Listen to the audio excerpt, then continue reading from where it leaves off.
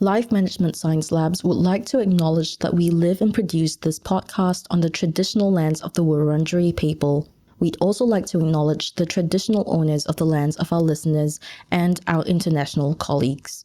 We'd like to pay our respects to their elders, past, present, and emerging.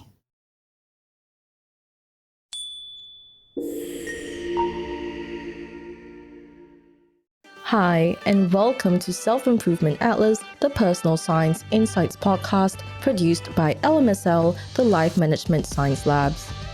We are champions of life management science, providing structured insights informed by science and inspired by practice on key aspects of conscious living. Each week, we bring you scientific and practical insights on each element with the expert knowledge of professionals in the field. I'm Marie Stella, your host from Melbourne, Australia. Let's start the show. Welcome back to Self-Improvement Atlas, the Personal Science Insights podcast. I think we can all agree that social media has been incredibly beneficial in a myriad of ways, like keeping up with the news, communicating with friends and family, edutainment, and so on. That being said, it's undeniable that it has its faults, one of them being the impact it has on society's perception of body image and how it in turn affects us as individuals. So here with me virtually is Kailey Breyer, a social media influencer devout to creating content that not only reshapes mindsets, but also empowers women to rewrite social norms. Hi, Kailey. Lovely having you on the show. How are you going? Thank you for having me too. I'm doing great. That's amazing to hear. So tell us a bit about your background and how you got into this. Yeah, so I have a degree in engineering, and when I was in school, I always knew I didn't want to be an engineer, but you get out of high school and you have to make a decision what you want to major in, and I was always good at math, so I chose engineering, but as my degree was coming to a finish, I was like, if I don't have a business that's making money, I'm going to have to be an engineer, which was my personal worst nightmare. I know it's some people's dreams, but it was going to be my nightmare coming to reality. So I had been in a youth group that really impacted my life growing up. And when I was deciding what business to start, I was like, well, I feel like teen girls should have a youth group because that's the hardest time in life. And Girl Scouts, I don't know if Girl Scouts is worldwide, but actually, I don't know if it is, but I have no clue. But Girl Scouts, at least in America, is, young girls having a leadership group. And once you're past 10 years old, it's kind of lame. It's kind of for the young kids. And so there's no really positive space for that teenage hard year period where girls can build leadership skills and have a voice and speak up. And so I decided, okay, I'm going to start hosting events and create a leadership system for teen girls. And so I started hosting events in Los Angeles, which is where I went to college, and it was going great. Teen girls were showing up to these events and it was building, and then COVID hit. I moved online, and that's when TikTok started blowing up. And also my business, I moved to online events. And so we started having girls from all around the world join online events. And then, of course, all the teen girls started telling me I had to get on TikTok.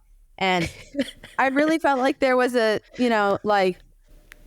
first of all, the reason to answer your question, all the teen girls were telling me you have to get on this app. And also another thing is being on social media myself, I saw a few influencers who were posting empowering content for women and young girls, but I felt like there weren't enough. And I also really resonated with what I did see. And so the combination of little sneak, bits of other influencers and also these teen girls telling me I have to get on, that's how I got started. That's amazing. I do have to ask though, did you actually ever want to be an engineer? Like, why did you study engineering? It was honestly the worst 4 years of my life. Like, No.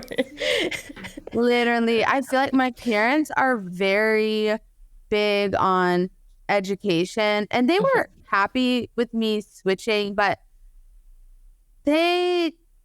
told me I could switch majors, but I felt like there's no school I want to do. So I don't want to have to switch all my credits and change all my classes. I'll just get this over with. Mhm. And so every day of school was just like, let me get this over with. And I have to be careful about speaking about how I feel about education because I had such a bad experience, but I know it's so empowering when you're in the right profession. But for me, I obviously was just wasting my time being in the wrong path. So Well, yeah. nevertheless, it's admirable that you pushed through because some people don't necessarily want to push through, which is fine by them. But it's amazing that you still managed to do all of it anyway, despite not liking it, which I don't think I would have survived in that case.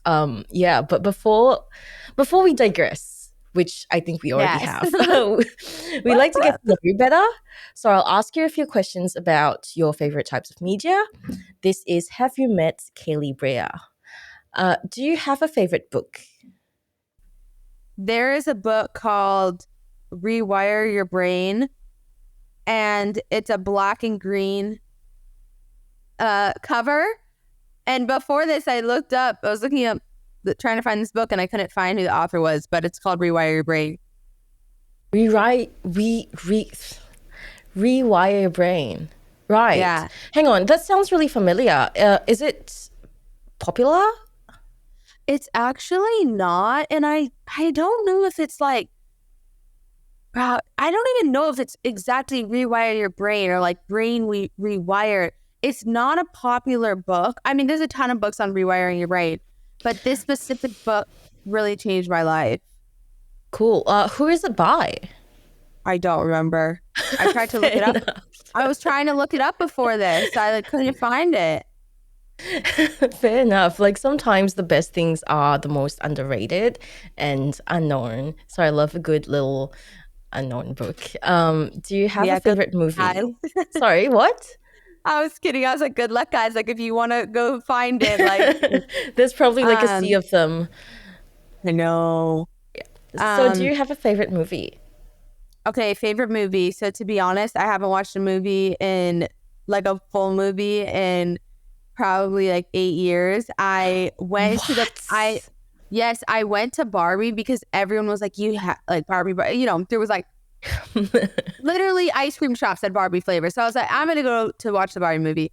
I left halfway through. I was like, I can't. I get the point. I can't. Yes, I'm not a movie person. But when I was younger, Armageddon was my favorite movie. Okay, yeah, that works. That totally works. I actually haven't seen Armageddon. It's a good one. It is from what I embarrassing. remember 10 years ago.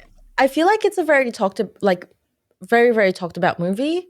Like I feel like everyone's seen it, or maybe I'm just like living under a rock. So, Girl, I do not know if you, I'm definitely more under a rock than you. So whatever you're under. we can both be living under rocks. It is nice and comfy down here. It really is. Y'all should come down here. No movie world. I'm just thinking, like, I'm just imagining, Patrick Star from SpongeBob. It's a vibe. It's a vibe down there. Right. Do you listen to any podcasts? I don't really, but I do love Real Pod by Victoria Garrick. What is it about?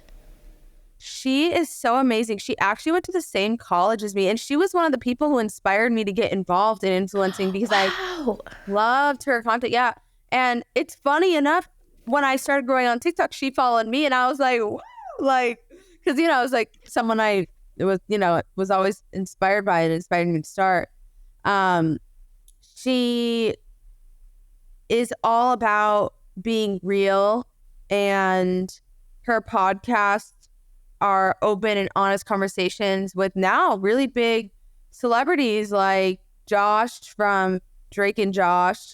Josh Peck. Yes. Yeah, and Victoria's Secret models, huge ones from the past. They go on her podcast and they just talk about their real struggles and their story. It's a great podcast. That's amazing. I love to hear when celebrities talk about all the stuff that's going wrong in their Right. lives. It makes me feel a bit better. Right. Yeah. Right. We forget sometimes. Yeah, there's also like no better outlet than a podcast to just complain essentially about all your struggles because it really because that's essentially where people want to hear you rambling about things that otherwise no one wants to see that on like Twitter. Everyone's just going to shut it Right. down, being like, "You're complaining so much." Like, Right. That's so podcasts. true. Yeah, so that's a great outlet for that. Do you have a famous role model apart from the person that you said run the podcast? Definitely Tony Robbins. I feel like when anyone asks me who I want to be in life, I say Tony Robbins for girls, Tony Robbins for girls. So I love him. I think he's amazing. I'm really sorry, but you're gonna have to fill me in here. Who is Tony Robbins and what does Oh he my God. do? Okay, Tony Robbins is a motivational speaker. He is an author, he's a businessman. He's kind of like Oprah in a man's form, but a lot more of a speaker in front of people, like interacting with people versus a talk show, and like less on television, more interacting in real life. Yeah. If you ever type in motivational speech, he'll come up. Oh, interesting. So are you into like motivational speakers and stuff? I mean, not in that way. I meant like, do you watch a lot of motivational speakers? That's what I meant. Wait, what do you mean? In what way? Oh, I didn't even. I was like, No, what way that's is she not talking about? I love all motivational speakers. I love them so much. This morning, I listened to one almost every morning. Be a lion, get up and grind. I'm like, yeah. That's nice. It gets you going. I feel like More. everyone has to have that sort of thing that gets you going. Some of them might be motivational speakers like you. For me, I think it's just any kind of music. I think I find my motivational speaking through music, you know. Yeah. All right. What music? I listen to a lot of, well, some of the 1975 songs are really, really good, but they also equally make me feel bad. But I really like Taylor Swift songs as well. 1989.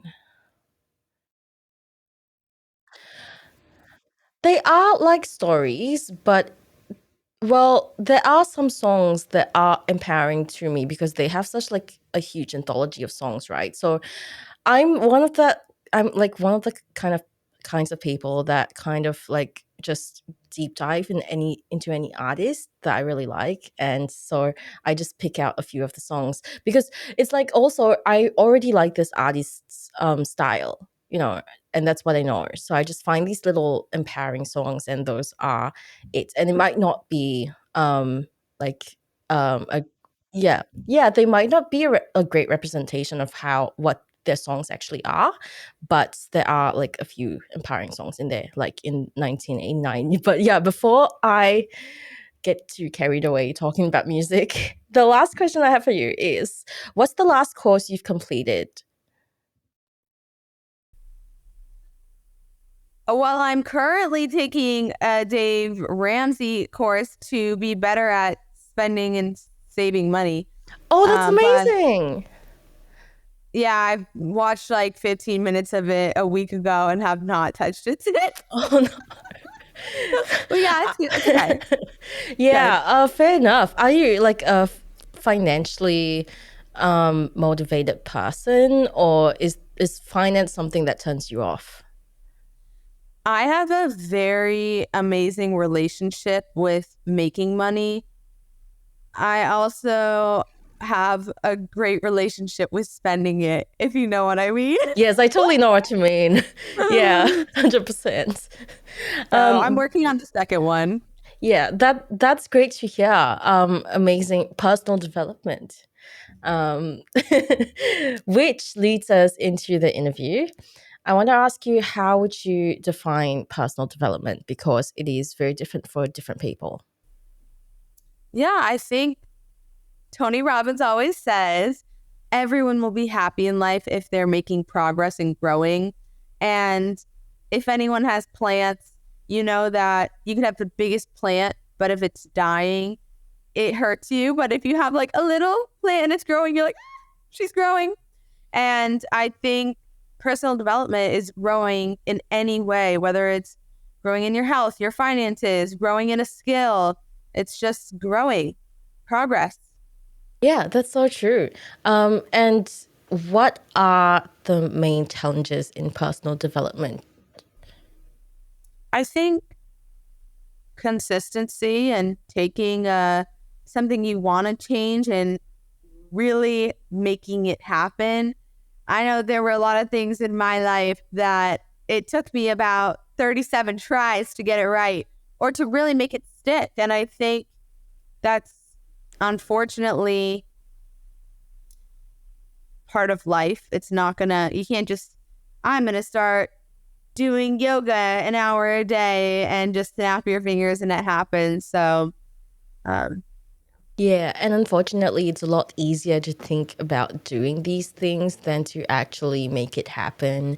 And sometimes, when you fail and fail over again, it can get so demotivating, if that's even a word. I don't know if it yeah, is, but I'm using I it. don't really care.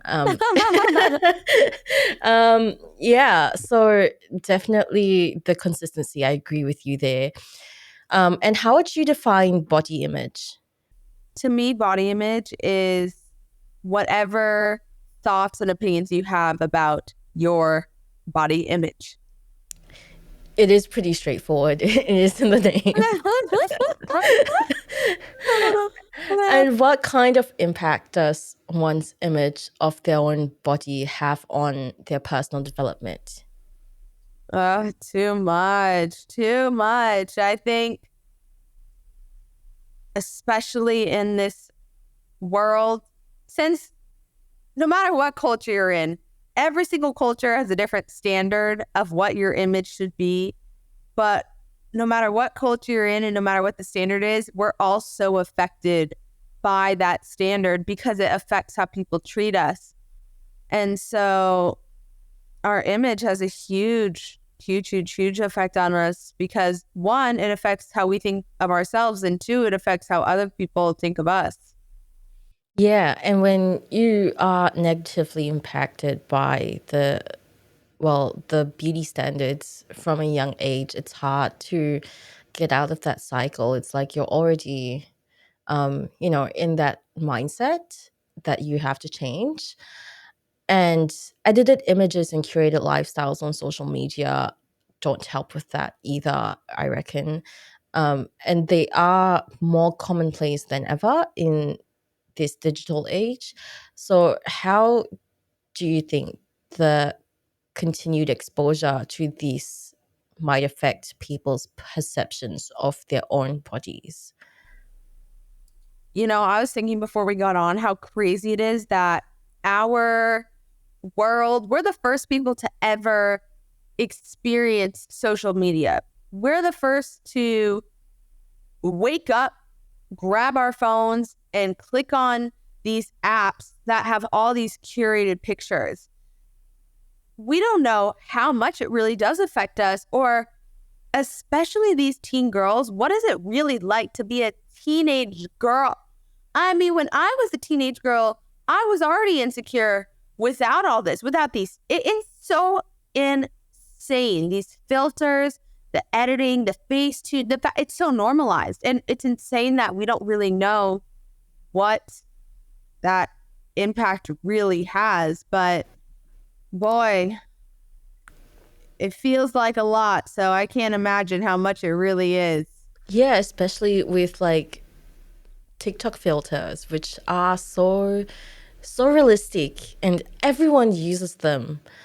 And I reckon, like, well, as an adult, I know these are filters and I have some form of media literacy. So I can tell if someone's using a filter and there's the filter button.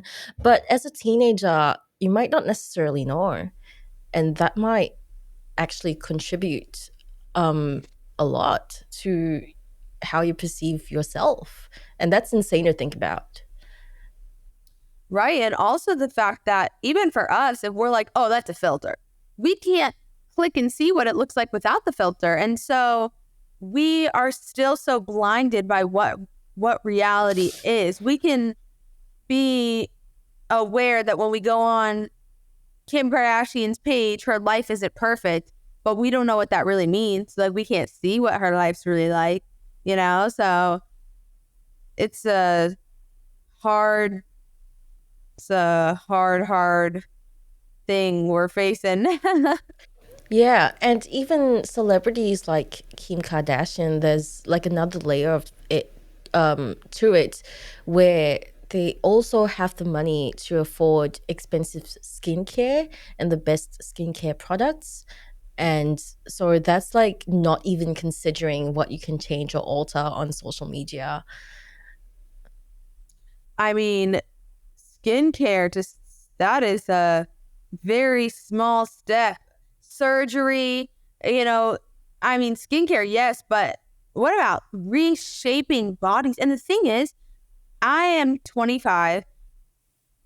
How old are you, by the way, Ree? Oh, I'm actually 25 this year as well. Oh, okay, cool. Yeah. So I don't know what it's like in other parts of the world, but for me in New York City, out of, tens of friends, I don't have that many friends, but of the people I know well enough, I said tens. I'm like, Acquaintances. uh, huh? Acquaintances. Yeah, right. Almost every single person I know has stuff done.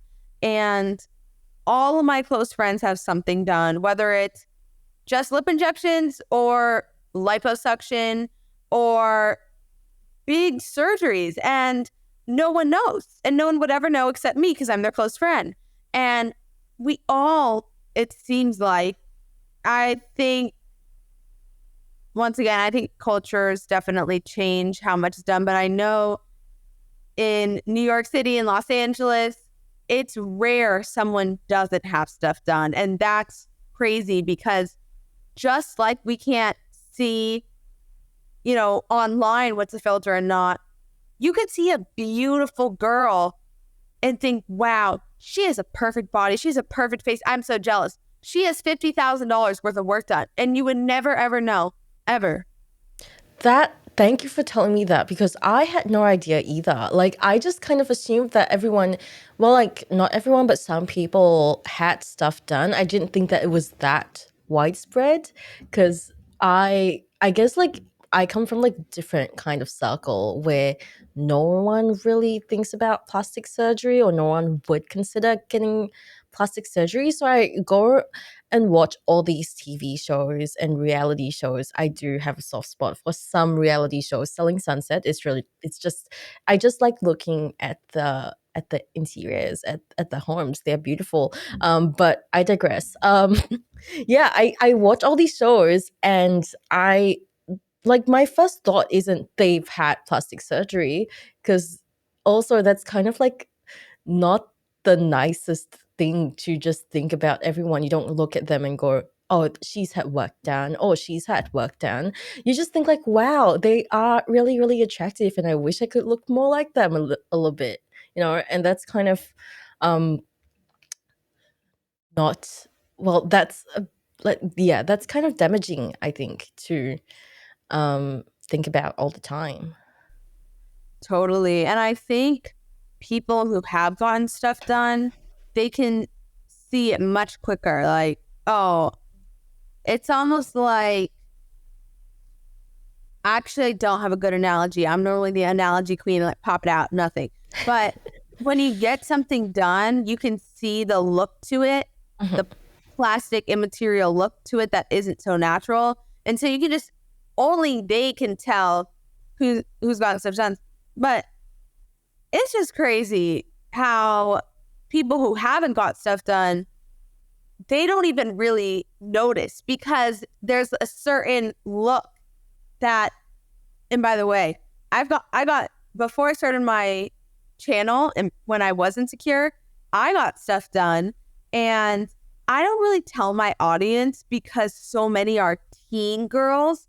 But if I had an audience of 18 plus, I would list it all out because I want them to know. I just have to be cautious of teenage girls looking up to me and knowing which, as I grow with my audience and my audience isn't so teen based, I want them to know. But right now, I don't want them thinking, oh, I need a nose job then, which I do not have a nose job, but that is my point. Yeah, that is so true. And I love how cautious you are with it because teenagers are very impressionable. And if you want to be honest and open with them, but at the same time, it's also contributing to that culture of normalizing cosmetic surgery, which you don't necessarily want to do as well. And telling them like, oh, you did this, they are gonna start to think, well, if the person that I look up to had no problem doing it, I shouldn't have a problem doing it either. And they are 12 and they shouldn't be thinking about that. So yeah, that was really well thought out. So, well, with social media, how do you think we can use it to promote body positivity instead of perpetuating such?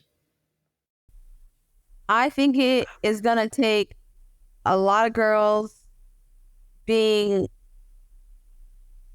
okay with not being perfect. I don't think a few influencers are the key as much as it is the few influencers influencing others to stop editing, to start posting their real stuff, to start being vulnerable and sharing their truth.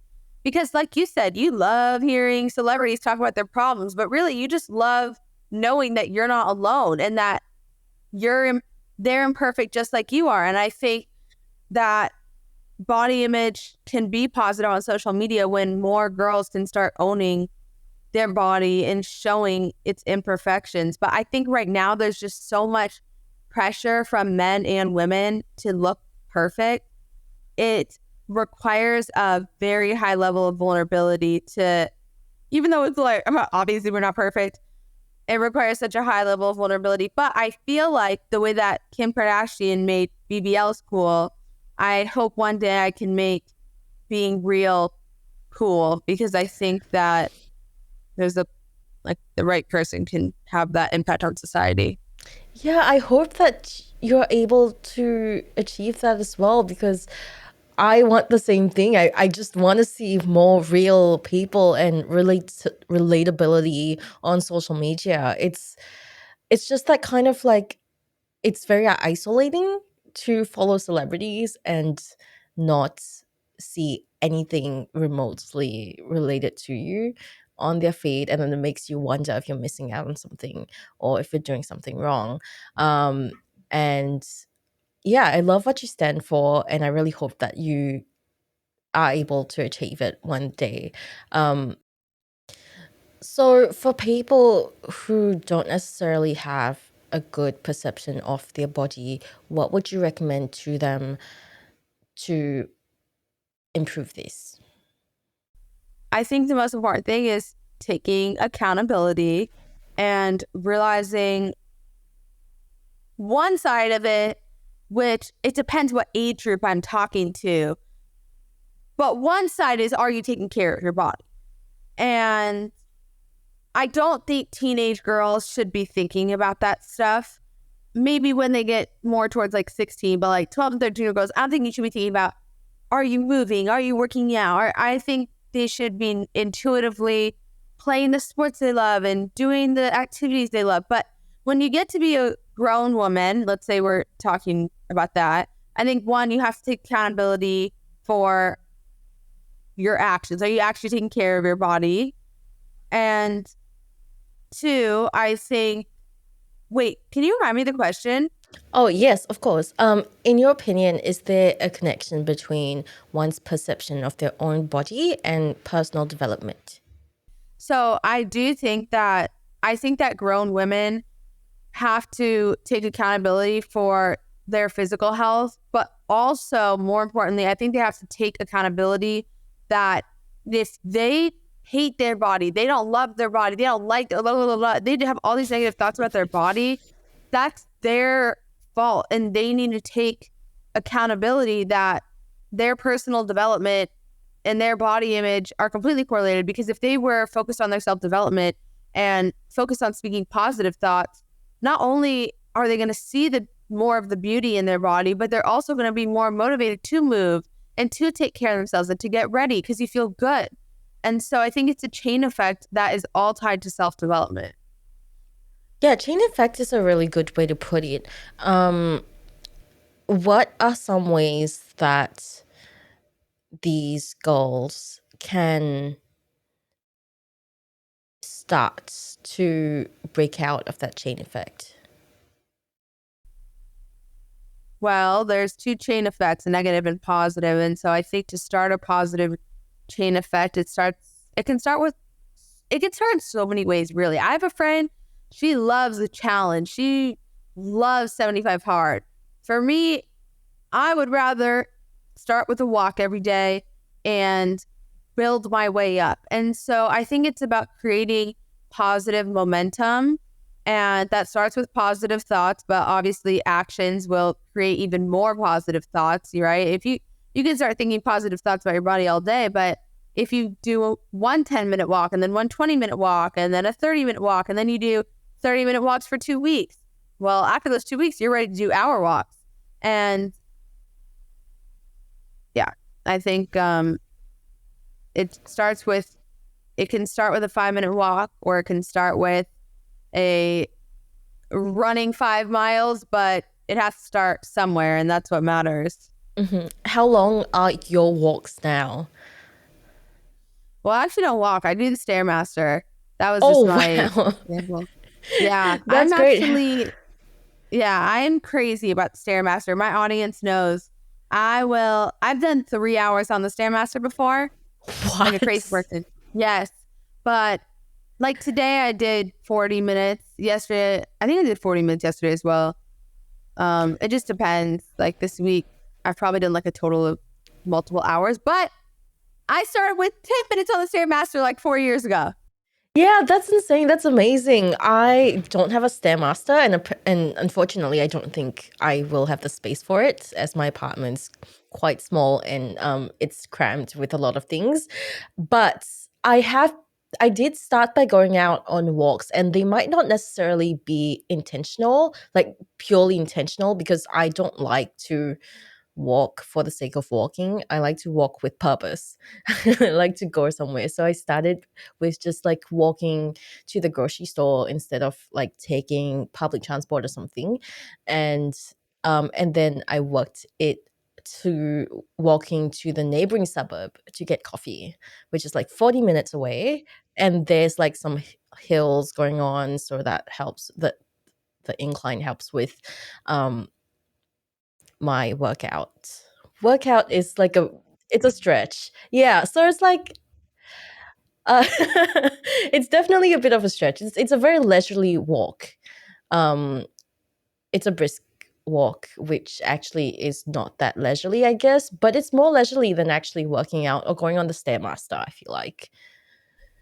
You know, there was a study done by these maids who worked hours cleaning all day, and they took half a group of the maids and they told them how much they're doing for their body by just cleaning every day.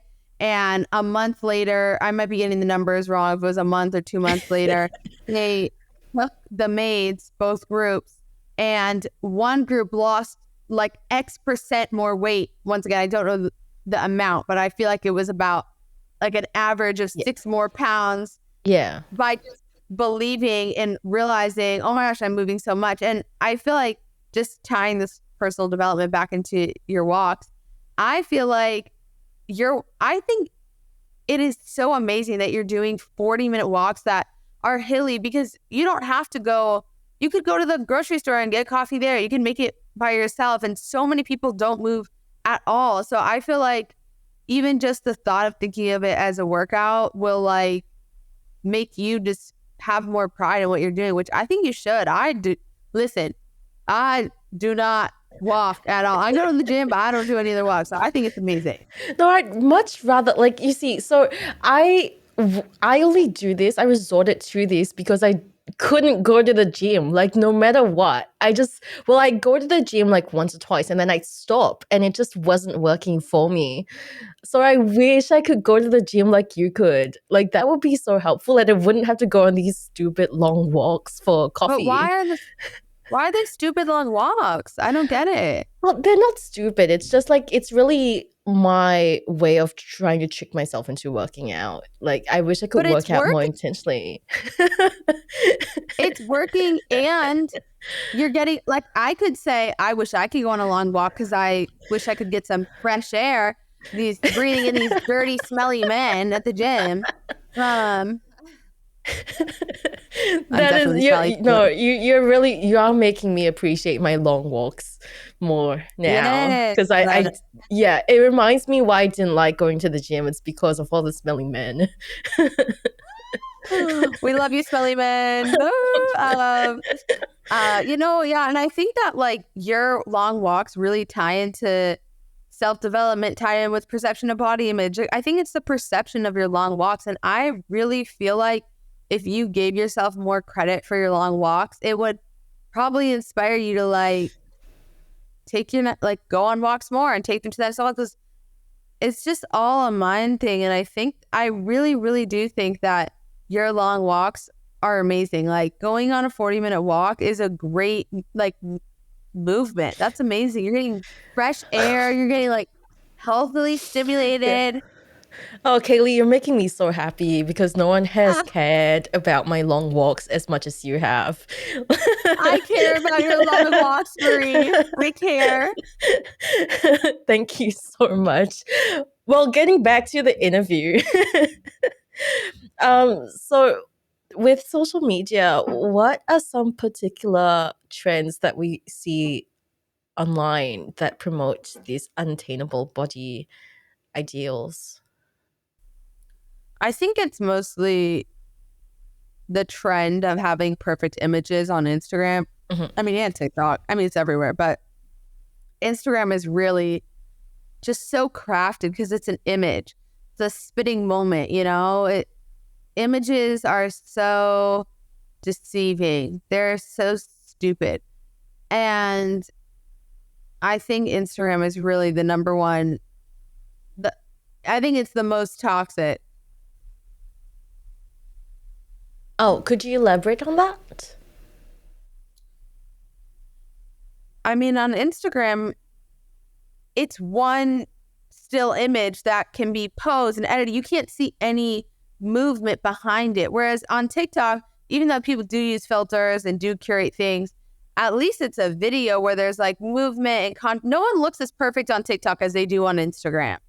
There will be those pretty girl videos, and there's definitely videos on TikTok that look perfect, and aren't. But on Instagram, it's like every picture is trying to reach perfection standards. Whereas TikTok, there's so much more education and value where it's not so much about let me post a perfect image, but more so let me create, a video that educates or inspires. When you're on TikTok, you're not seeing pretty girls as much as you're seeing so many other types of content. Whereas on Instagram, even if someone's not an influencer, if they're just a regular person showing a weekend with their friends, they're trying to post a perfect picture. Yeah, whatever you said just totally makes sense. So, do you think do you see Instagram or the social media platforms move away from perpetuating all these unhealthy body ideals and more towards self-acceptance and personal growth instead, like anytime in the near future or at all? No.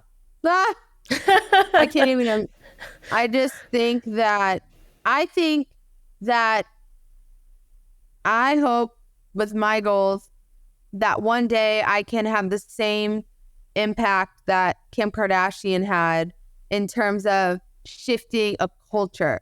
But I don't think the apps can do that. I think a person needs to.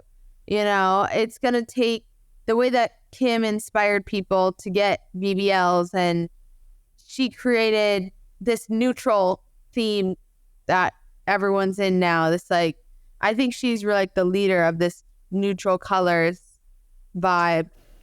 I think that she has that influence and power. And I think that if someone else has the influence and power to push the other way, then that's when we'll start seeing change. Do you think you could be the Kim Kardashian for that? Oh, I better be. Right, that's my goal. That's what I'm working towards every day. But I struggle working alone a lot, and it's so hard for me. I just wake up every day alone. I'm actually looking to hire a videographer / photographer right now, because for me, I do believe to get to where Kim is, you know, you have to work hard. And of course, I work very, very hard. I'm only ever thinking about my content, empowering girls. It's a like 24/7 clockwork, but I know I have more in me that I feel like I haven't been able to unlock to, you know, get from 1 million to 100 million. And I think just having the right environment set up for me will really change that. But I have no doubt at all that I'll get there. Like I really believe people get what they want out of life, and people who want a family and in a white picket fence and 2 dogs normally end up there. And I think that all my dreams and like my goals have like perfectly aligned to one day get there. It just might take a little longer than I thought. Fair enough. It takes a really long time and a lot of hard work. So I really hope to see you there one day as well. And I hope you find that videographer, because having someone on board in your team would help a lot with, you know, the workload. And I know how it is to I don't want to say be a social media influencer, but to work with so much media, to handle all of that on your own, it is a lot on your plate, and it's more than people realize it is. I think so. Yeah. So now we'll move on to the practice / habits section of the interview. We'll ask you some questions. Well, I will ask you some questions. When I say we will, we refers to my multiple personalities. But only one's here today, so that's I. But I'm just so used to saying we. So I'll ask you some questions about the everyday application of what you've shared with us, essentially what you do on a daily basis to keep your body image perception of your own body in check. I don't know if that's the right way of phrasing it. I'm going to rephrase that because that was weird. So now I'm going to ask you a few questions about your daily practices and habits of what you've just shared with us previously. So what's a practice or habit that you do in coping or handling the impact of social media on the way you perceive your body? Do you ever get negatively affected by it? Do you ever think about that? So I don't really struggle with thinking people are prettier than me or that type of comparison, but I do struggle with, oh my gosh, how is she so much more successful and growing so much faster and doing so much better and having so much more opportunity? And unfollow button, seriously. I think that, or mute them. Like, I actually just went through and muted every single person I follow, because I used to only follow like literally like 20 people, because I'm like, I don't want to consume this stuff. And then I was like, I felt like it was kind of unfriendly to not follow like new people when I met them. So I was like, I'm going to start following like people I meet. Who cares? That is true. It's a huge part of networking. Right. It's such a huge part. And so I don't want to be that person. Like, and like, it's a great way to like message people and stay up to date. And But yesterday I realized it was yesterday. I was like, why do I know about this person's life? Like I met her once and I don't care. And so I think muting people who aren't serving you, because there are people who give me that, oh, why is she doing so much better than me? But I'm not going to unfollow them, so I just mute them. Yeah, and also it's like they didn't do anything to deserve the unfollow, which sounds like such a first world problem to have, because it is. But because like now social media is such a huge part of our lives that unfollowing is so it's such a it's such a controversial act to do. Like if you yeah, if it's so rude, it's so impolite to unfollow someone. So yeah, muting button really does sound like a good idea, like a good alternative to unfollowing.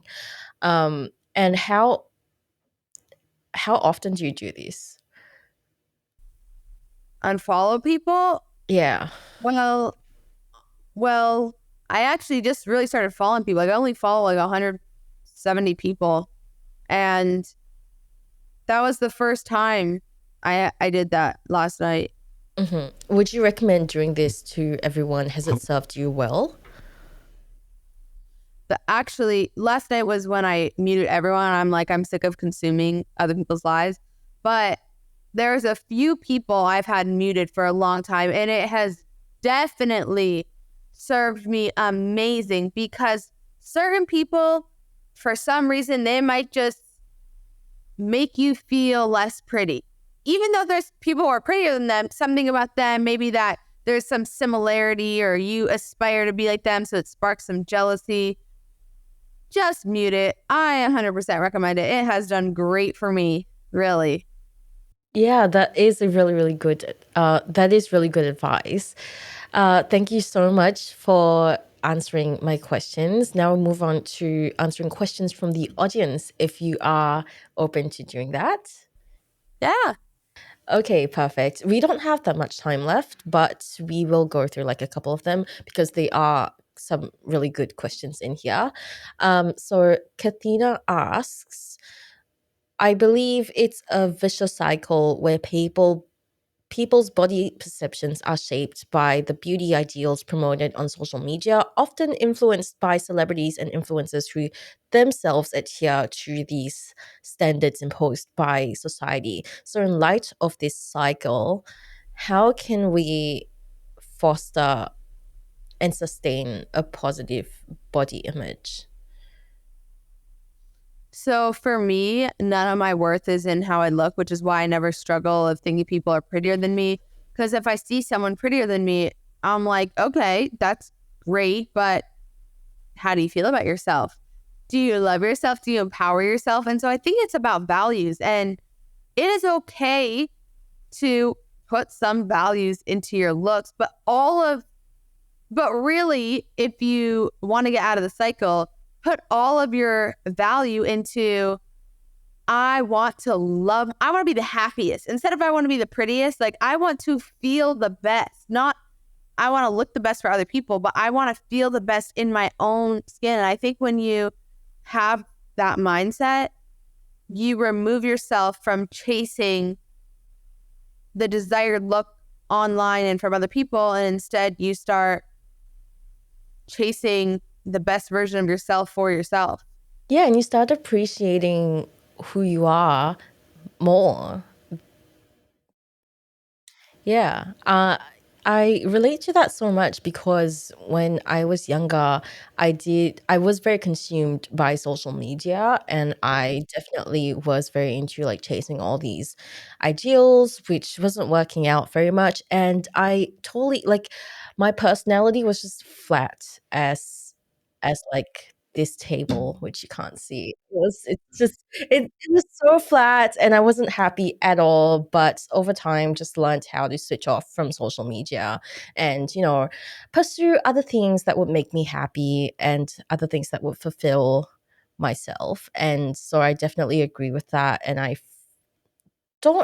never did actually achieve that, whatever unattainable body ideal that I wanted. But so much happier now. So I second your advice so much.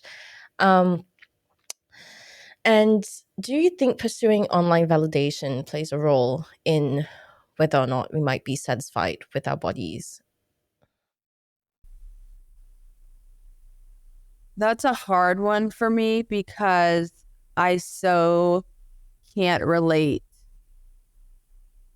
I think that if you stop face tuning, you have a lot more peace. Because actually, when I started thinking deeper, I used to seek validation when I face tuned my stuff. It's obviously nice to get some compliments and love on a cute post, but I think the need for validation goes away when you stop using editing and Facetune. I think when you are a little more real, you also stop seeking validation so much. Right. And when you do get compliments when you haven't face tuned or faked anything, the compliments are also, it means that the compliments are genuine, which makes them more valuable. Totally. And that's really liberating. Totally. It's same. I think we both know because we've experienced that when you edit pictures, it feels good for your ego, but it also feels like this identity crisis. Like, thank you for complimenting not me. So Or like 100%. Um, this was a great chat, Kaylee. Now we're moving on to the open mic, and this is your chance to talk about anything that you're passionate about that doesn't have to be related to body image or social media. So take it away, Kaylee. The floor is yours. okay, well, I think that with all this talk about body image, it's so important to talk about food, which Oh, is yes. tied directly to body image. And I think I started dieting when I was 14, and I truly believe it is what messed up my relationship with food forever. And I think everyone should be aware of their health once you become a grown adult and trying to improve yourself. But I think from what I've seen, because I have friends who have healthy, fit, strong bodies with zero body image. And I also have friends who have a ton of, or sorry, eating disorders. And then I also have tons of friends who have just as beautiful bodies and they're just as fit, but they're consumed in literal hell with their thoughts around food and body image. And I noticed that the difference in the culture of how my different sets of friends act is in restriction. And one group, they're aware, but they'll still eat their chicken wings if they want it. Whereas another group of friends, they're counting calories and they're either binging, which was me for a while, was restricting or binging. And so I just think it's so important that it is okay if you want to be healthier, but I would just highly recommend to never go on a diet because you don't need to. You can be healthier without restricting yourself. That's a really good sentiment to share. And I agree with that. Again, something that I did go through as well when I was younger was dieting. I tried all sorts of diets and it was terrible. Every bit of it. I get started on it like for maybe a week and then I'd feel really good and then I would hate it so much and I would start binging all the foods that I wasn't allowed to eat when I was on the diet. So it didn't help at all.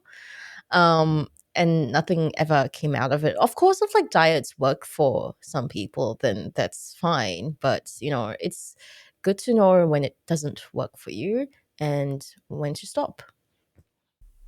Totally. And it's so crazy hearing you say you struggled with this and just being two 25-year-olds from opposite sides of the world and just going through the same stupid crap of restricting ourselves, thinking it would ever do anything for us. Like, it doesn't work. I truly believe diets do not work. I think that there's a select few people who maybe if they start at an older age, but I just think it is the worst and the biggest lie our society has ever told us.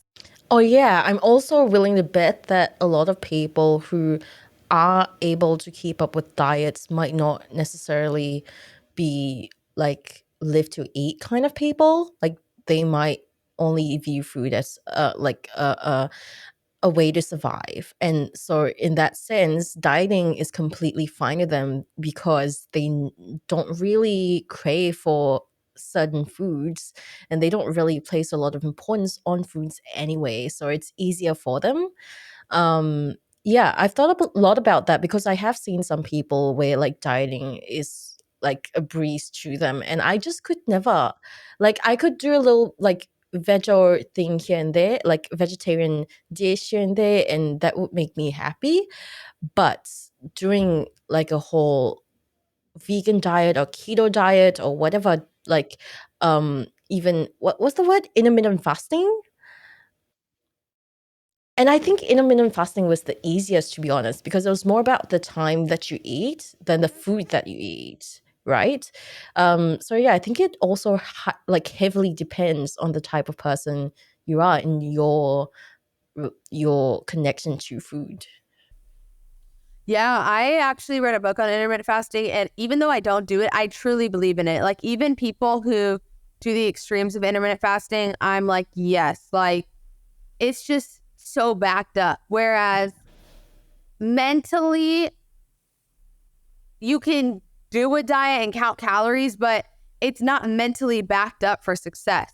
And so I think it's just about doing things that are going to give you not just physical success, but like you could actually mentally do them. And I have friends too who will count calories here and there and don't have a problem because they just don't really care that much about food. But for the girlies who love food, it's not for you. And which is most of us. I would say 95% of us love food.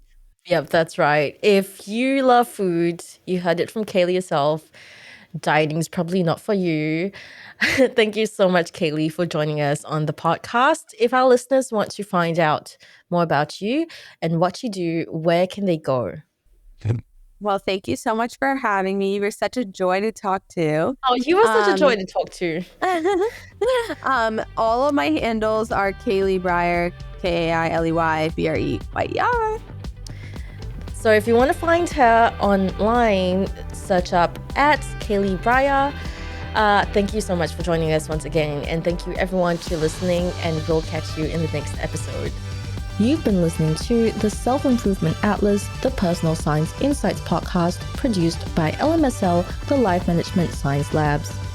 For more episodes like this from 10 different life management perspectives, search LMSL on YouTube, Apple Podcasts, Google Podcasts, and Spotify, or wherever you listen to podcasts so you can get updated on everything we have to offer. We have a wide range of topics readily available for you to check out. If you enjoyed this episode, please consider rating our show, sharing it, and subscribing to our channel as it helps us grow and bring you more quality resources. More of our work can be found on our website at pe.lmsl.net, where you can join our movement. I'm Marie Stella. Thanks for tuning in.